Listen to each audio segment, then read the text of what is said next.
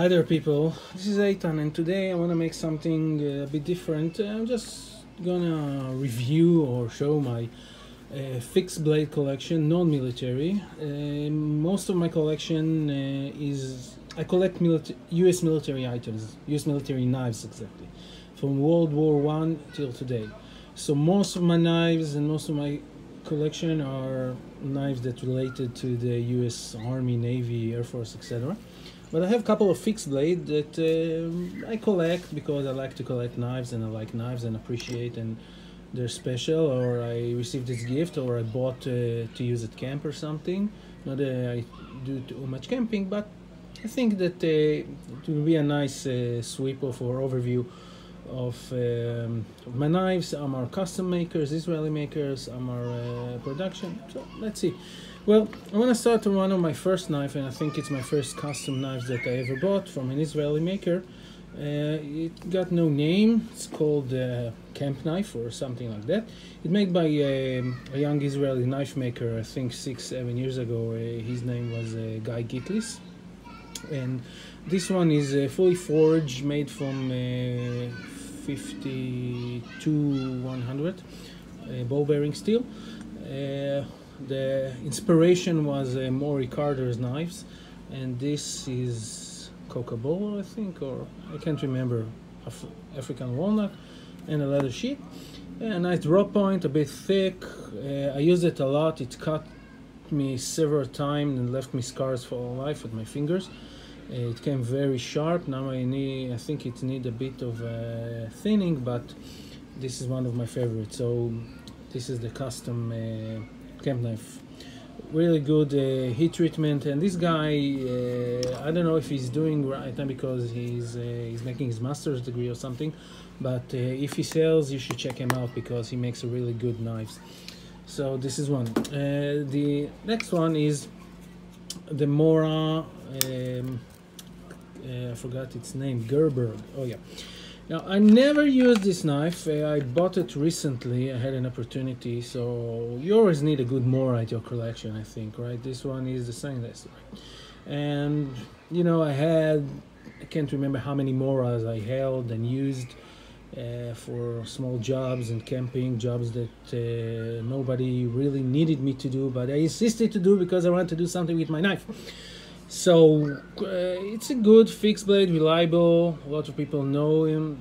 This company, Swedish company, makes very nice fixed blades. This one is come with candy grind, and I had the opportunity to use this one. Although I'll take my camp knife like I do always. So this one, another one. Another one, I'll show you two because they're not coming in pair, but those are, I don't know if a lot of people know this company. It's called Utica. I hope I pronounced it well. Utica made knives in World War II. This is how, to the US Army, this is how I get to know them, and they have a line of camp knives. Now it's really remind the Essie knives, but I made a review on those knives. I really like the polish. It's really nice. It's really beautiful. Over here, it's really well made knife. I used them, both of them, a couple of times. You should check out my review. I think it's made of 1095 steel. Don't know how much they harden it, but look at this nice mirror polish, and they're not too much expensive. I think they cost around $50-60 a piece. G10 handle. I took them apart. They didn't mill it inside, so it has a bit of weight, and you get this nice sheath with this sharpening carbides, which is very good. You have this fire steel. I'm not a great fan of fire steel. And you have its bigger brother. You can chop with it. You can do a lot of stuff with a knife that big, USA made. Really nice. I like them. I keep them, around because I like how they made them. There are very similar knives that you can find out in the market, but I think from those types, these are the cheapest, but you get a high quality. Another one is from another Israeli custom maker. This one from Peso Blades. Peso Blades is an Israeli knife maker living in North Israel. He's a part-time knife maker, and he's an engineer, something like that. And this is his take on the U.S. Navy Mark II.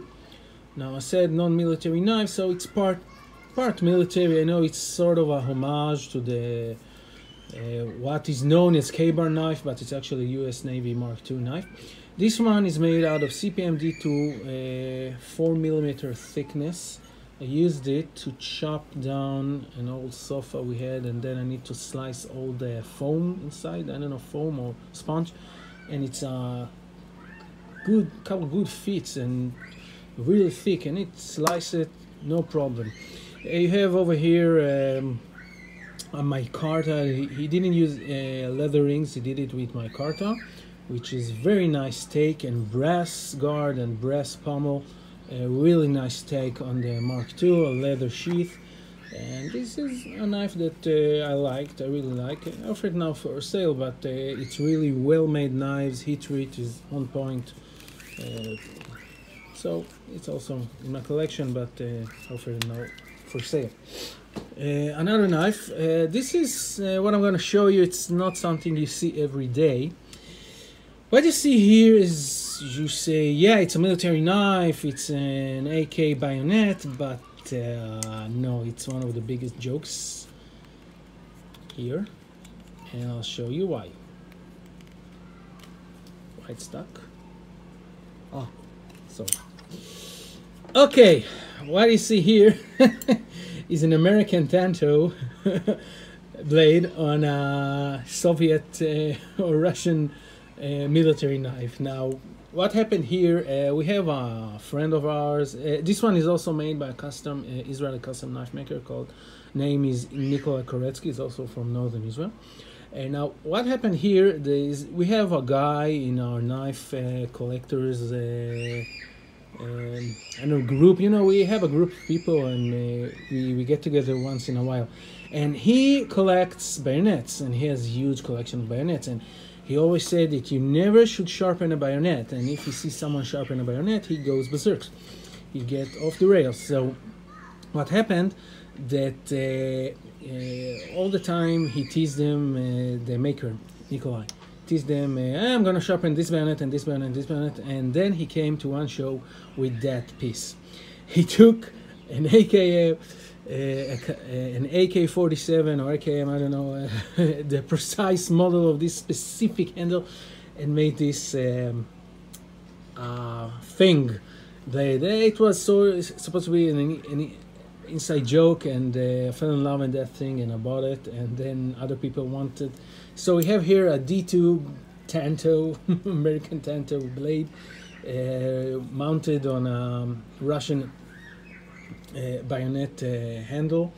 It's well made, like Nikolai's knives, and it's supposed to be also some sort of you know, between the old and new, traditional and not traditional. So you see, he took his leather and kydex and put them together.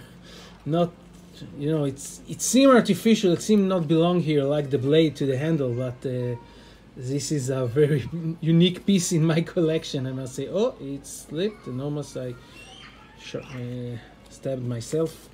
Another piece is also from Nikolai Koretsky, and this one is an old work of him that I ordered. Those knives are a Finnish knife called Puko Loco, I pronounce it right. This is all his work. The sheath, as you can see, can make a good leather sheath, and inside he put wooden inserts. And these knives made from, well, I almost cut myself now, careful now, from 01 tool steel and maple handles. A really nice take on those knives. He really took care of the details. I need to polish it a bit, but those are really good knives, great geometry.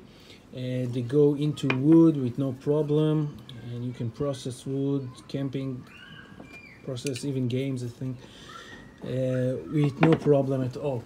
So this is his knife, and I put it upside down. No, the wooden insert, sorry.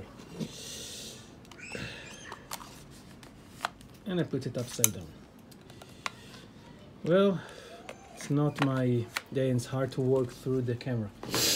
Okay, last knife from the Israeli knife makers, and then we go to the bigger ones, is this one. This one is sort of a Dima's pestle from Peso Blades take on sort of K-bar, how do you call this one? This Becker, I don't know.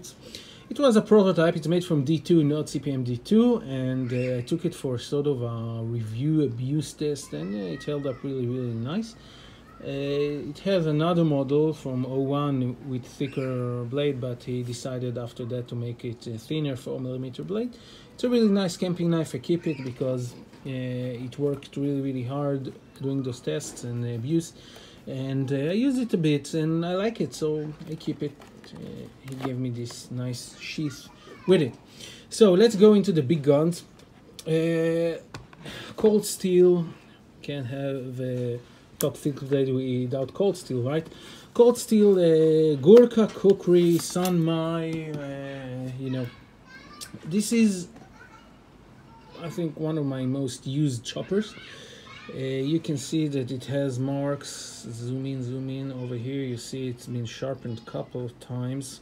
I use it a lot, and this thing, sorry, this thing is, I think, my best chopper. You should see Lynn Thompson's movie about that, or a movie about that. He made, it's a really, really, really, really impressive knife, and you can use it to do, it cuts like butter through a lot of mediums and materials, so no problems with that one, and I really, really like it. I have it several of years.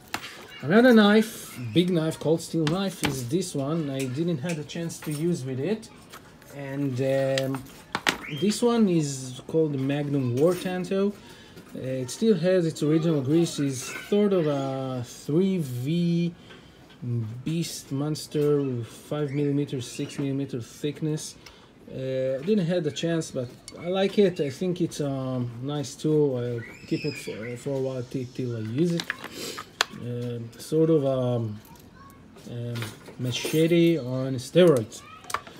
Another knife is the bossy Team Gemini Light Brigade. The Team Gemini Light Brigade, Ultra Light Brigade, is one of the most classic US-made bossy knives. Every collector, I think, have a bossy knife, or most of the collectors. Some people really don't like them, but they're really good knives, well made. I like the competition finish.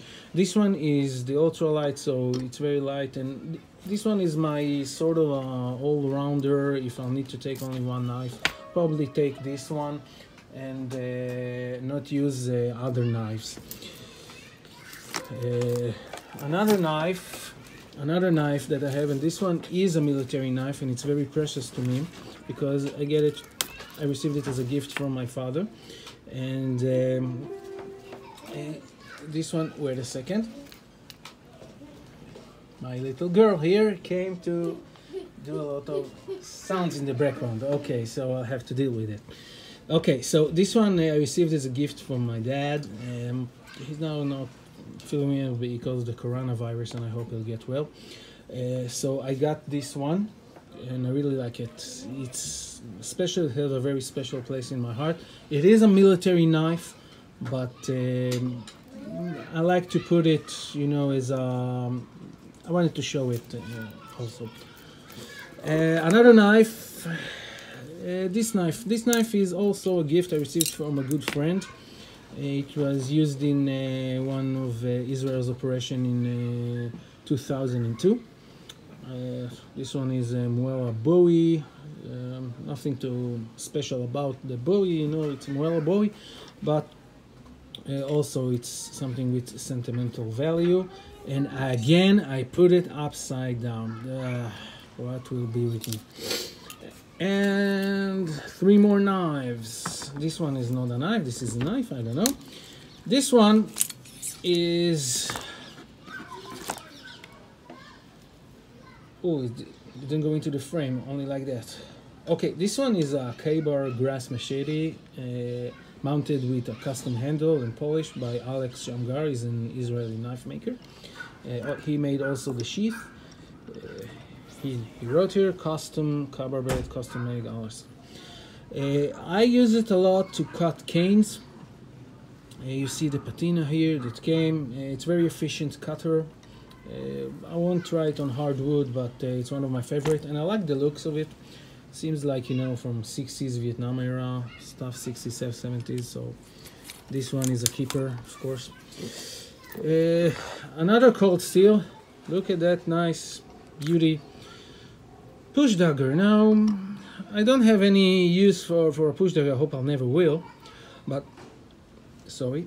But this one is something, you know, that I liked and I want to keep in my collection. It's nasty. Safe maker, and you know, you never know, but I like it.